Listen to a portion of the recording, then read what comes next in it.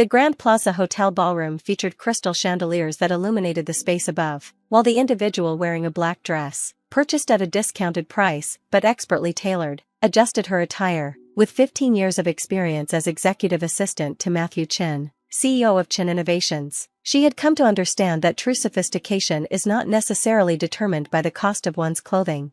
Ashley Chen, the CEO's wife, requested additional champagne from the assistant. Ashley's tone was condescending, a behavior she had consistently displayed since marrying Matthew 3 years prior. She made this request without addressing the assistant directly, instead focusing on conversing with her socialite companions.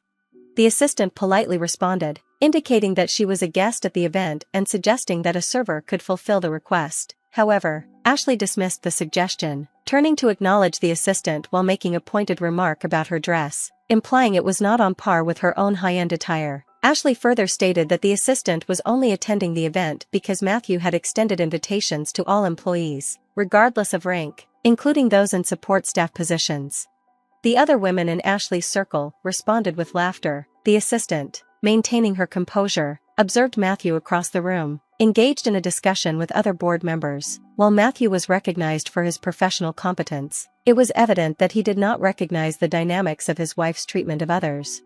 Ashley continued, criticizing the assistant's seating arrangement, stating that the table was intended for executives and their spouses, and that employees should be placed at the back. The assistant referenced a silver bracelet, a gift from Matthew's late father, as a reminder that her position was properly established. She calmly confirmed that her seating was appropriate, but Ashley continued to emphasize the assistant's position in the company, instructing her to remain in her place.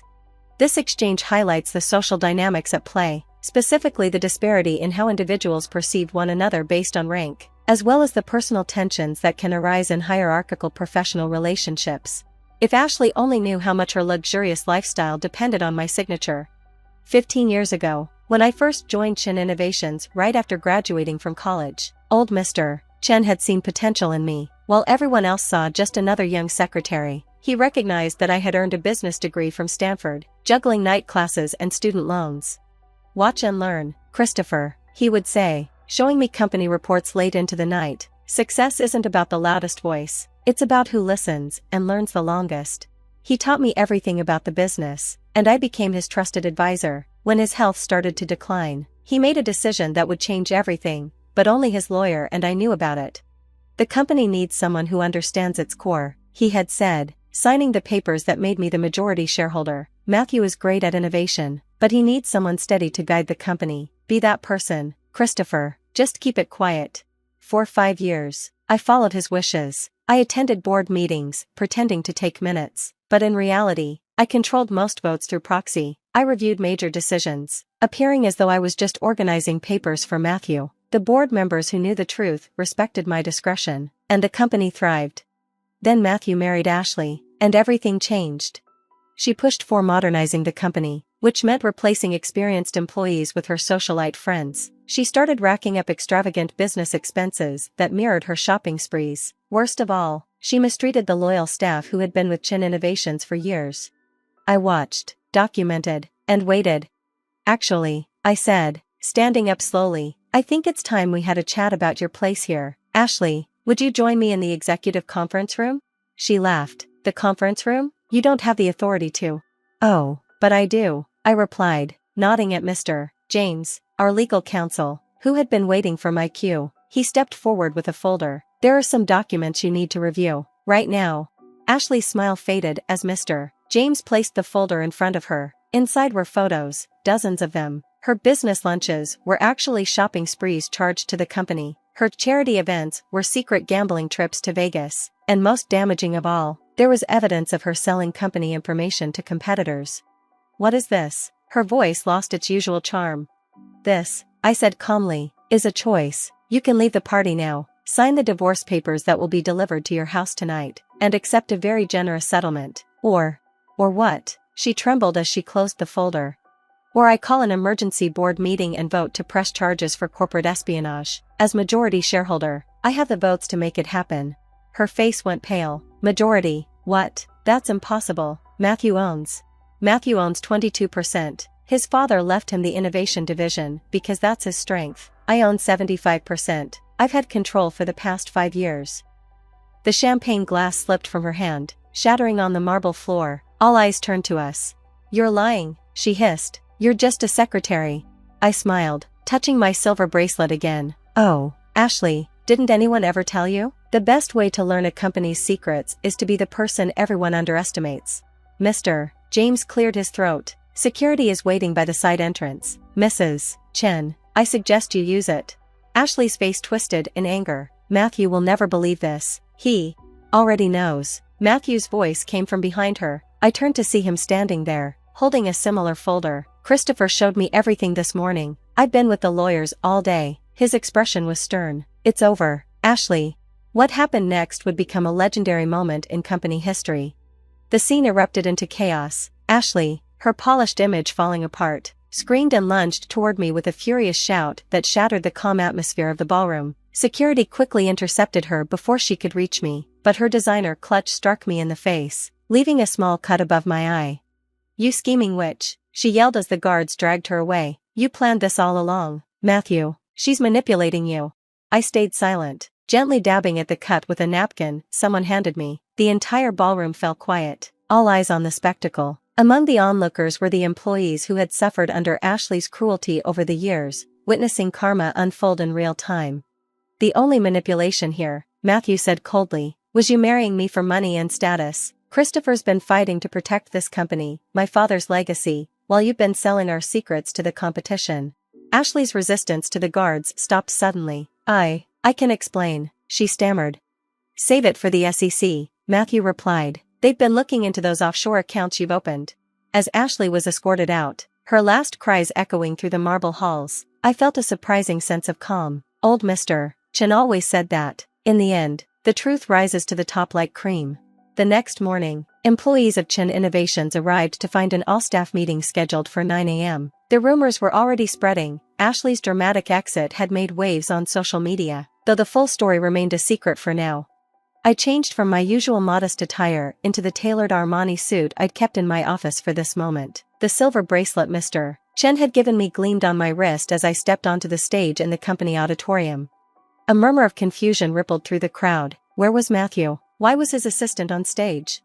"Good morning," I began, my voice steady and clear. "For those of you who only know me as Christopher, the executive assistant, let me introduce myself properly. I'm Christopher Chen, majority shareholder and newly appointed CEO of Chen Innovations." The room went completely silent. 15 years ago, Joseph Chen, our founder and Matthew's father, saw potential in a young secretary who spent her lunch break studying financial reports. He became my mentor, teaching me every aspect of this business. When his health failed, he made a choice to secure the future of this company. Matthew stepped up beside me. My father knew what he was doing. He addressed the stunned crowd. "I'm great at innovation, that's my passion. But Christopher? She understands the core of this company. She's been quietly guiding us to record profits for 5 years, while everyone underestimated her. Including my wife," he added with a grim expression, "who, as you may have heard, is no longer part of Chen Innovations." The next hour passed in a blur of explanations, announcements, and a detailed presentation of our new corporate structure. As the crowd's shock transformed into understanding and respect, I noticed the longtime employees, those who had suffered under Ashley, looking at me with newfound admiration. But the real drama was still to come. Later that afternoon, my office, the real one, not the tiny assistant desk I had used for years, welcomed 3 important visitors. First was Ashley's father, the CEO of a rival tech company. "Name your price," he blustered, dropping into the chair across from my desk. "Everyone has one. Sell your shares, step down, and sign an NDA about Ashley's mistakes." I smiled, recalling all the times he had ignored me at corporate events. "Mr. Patterson, your daughter's actions are corporate espionage. The only reason she's not in handcuffs right now is because of Matthew. Don't make me reconsider that, Mercy." He left, pale and speechless. Next was Ashley herself, somehow allowed in by a sympathetic security guard, who was promptly fired. "You don't understand," she pleaded, her expensive outfit from the night before now wrinkled and tear-streaked. "I had to do it. Daddy's company was struggling. I needed the inside information to save it. We can make a deal. Like the deals you made with Maria in accounting, Susan in HR, all the loyal employees you fired because they wouldn't help you steal company secrets?" I pressed a button on my desk. "Security, please escort Mrs. Chen out. This time, use the service entrance." The third visitor was unexpected, Joseph Chen's widow, Matthew's mother, whom I hadn't seen since the funeral. "I always wondered," she said gently, settling gracefully into the chair. "Harry used to come home smiling, talking about his brilliant protege. He said you reminded him of me. I started as a secretary too, before I helped him build his first company." Tears welled in my eyes as she reached into her bag and pulled out a small box. "He wanted you to have this, when the time was right, when you finally stepped into the light." Inside was a necklace that matched my silver bracelet, with a simple inscription, "To Christopher, who proved that wisdom whispers while ego shouts." The next few weeks were intense. Ashley's attempted corporate espionage made headlines, though we managed to keep the worst details private for Matthew's sake. Her divorce settlement was generous, but came with ironclad NDAs and a permanent ban from working in the tech industry again. Patterson Technologies, her father's company, was investigated by the SEC and eventually filed for bankruptcy. It turned out Ashley's help had only accelerated their downfall. But the real story was how Chen Innovations transformed. I reinstated every employee Ashley had unjustly fired, with back pay and promotions where deserved. The toxic executives she'd brought in were replaced with talented people who had been overlooked, including many who had started in support staff positions. Success leaves clues, I announced at my first official board meeting, and the biggest clue is how someone treats people when they think no one's watching. 1 year later, Chen Innovations' profits had doubled. Matthew, freed from his CEO duties, had developed 3 groundbreaking new products. I also established a foundation that provided scholarships to support staff wanting to earn degrees while working. The annual company party arrived once more, same ballroom, same sparkling chandeliers, but this time, when I entered wearing another simple black dress, though no longer from the clearance rack, every head turned with respect. Ashley's old socialite friends tried to get in good with me, but I seated them at the back. The front tables were reserved for the heart of our company, the loyal employees who had built it, regardless of their titles. Standing at the podium, I touched the silver bracelet and necklace, which served as reminders of where I had come from. "Success isn't about power," I said into the microphone, echoing old Mr. Chen's wisdom. "It's about empowering others. Position isn't about privilege, it's about responsibility. And true leadership? It's about lifting others up, not pushing them down." In the back, I spotted a familiar face, Ashley, who had sneaked in hoping to stir up drama. But she left quietly when she saw that her old seat at the front table was now occupied by Maria from accounting, wearing a new VP of Finance name tag. Some people said I was too soft, too forgiving of past wrongs, but as old Mr. Chen taught me, the best revenge isn't about destruction, it's about construction, building something so beautiful and strong that those who doubted you can only watch in awe. And from his portrait on the wall, Joseph Chen smiled down at his legacy, not just a successful company, but a lesson in looking past titles to recognize true worth. The assistant had become CEO, but more importantly, she had become what he had always seen in her, a leader who understood that real power doesn't come from demanding respect, it comes from deserving it.